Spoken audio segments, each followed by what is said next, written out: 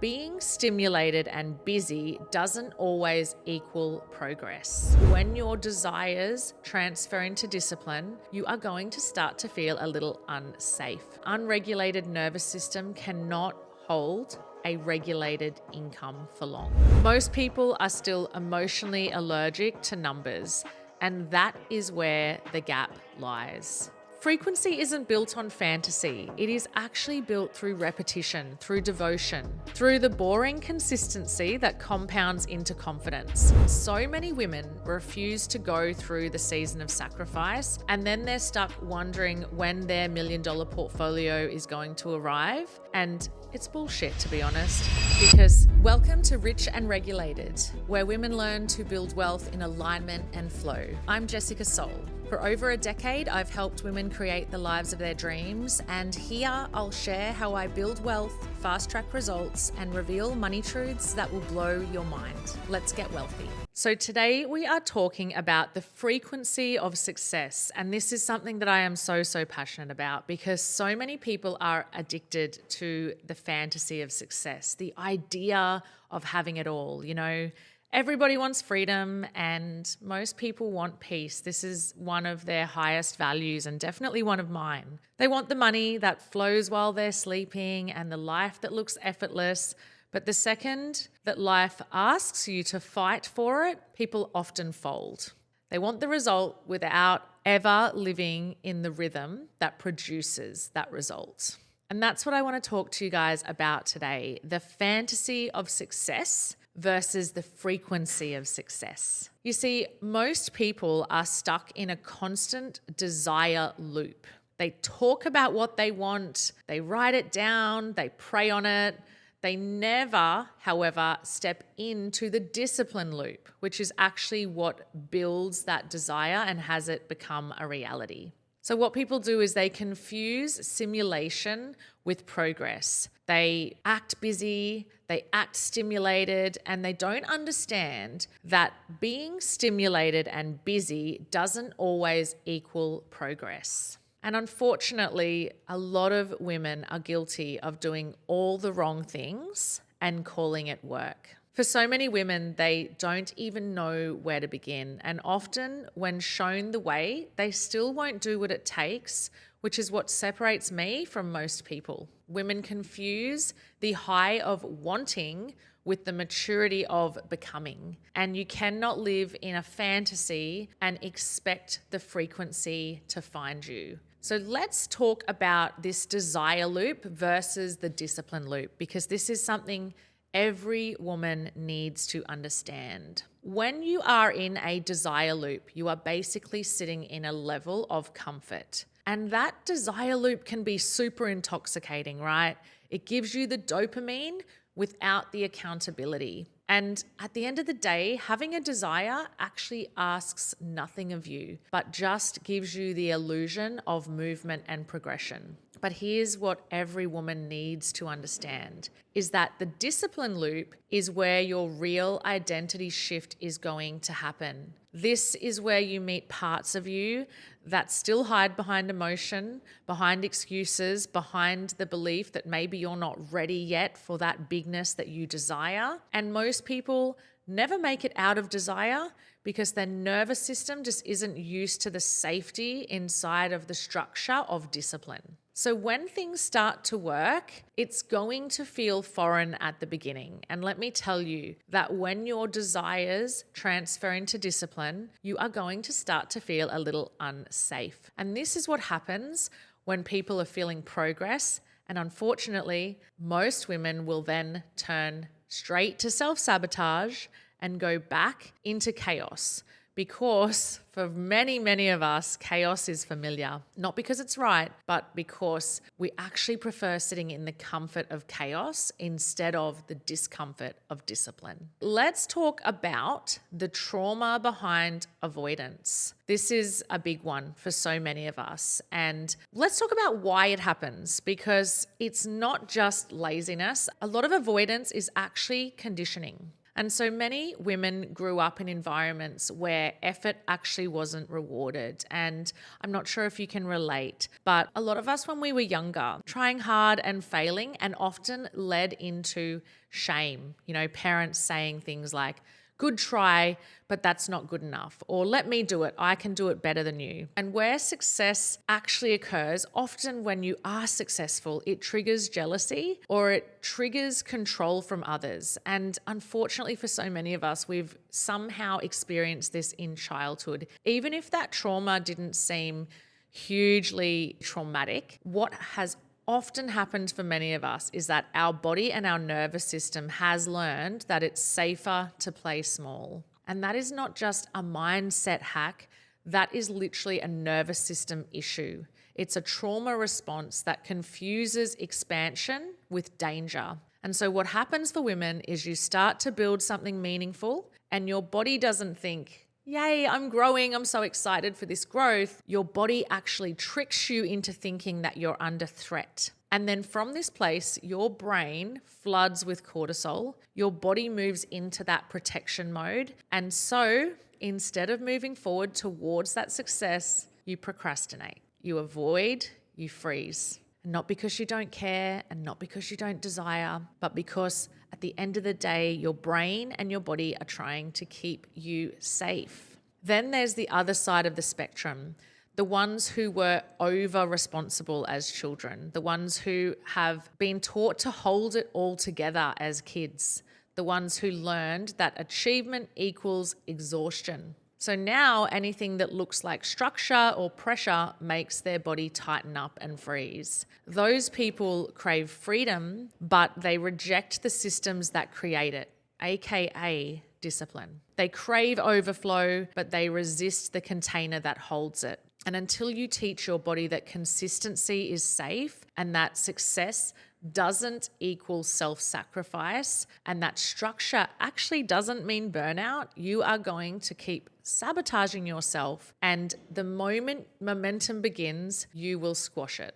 At the end of the day, emotional regulation is not easy or soft work. It is something that leads to wealth. But let me tell you, to emotionally regulate your body to receive is a big job because an unregulated nervous system cannot hold a regulated income for long. And just so you know, you are not alone. Almost every woman feels this way. And so if this is something that resonates with you, feel free to come and explore this further in my free community, Crypto for Women, where we talk all things wealth, trauma, and discipline. So another thing that I want to talk to you guys about today is the passive income illusion.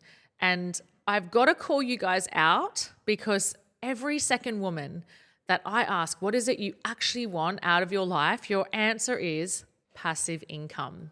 And they have this fantasy that they can just create passive income out of nowhere. And my answer is always, sure, beautiful, let's run the numbers. So I'm going to talk into this today because so many women will tell me they want basically around about $100,000 a year in passive income. And I want you to understand that passive income is not what it's made out to be. So you cannot just create income out of nowhere.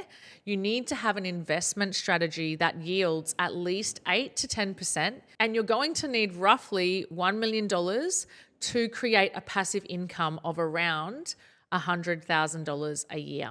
And that's invested and compounded money working for you. And I know that there are so many people out there that talk about manifestation, but the truth of the matter is, guys, if you want passive income, this is math at work. This isn't about wishing or journaling or scripting everything into existence. Trust me, if we could do that, everyone would be self-made millionaires by now.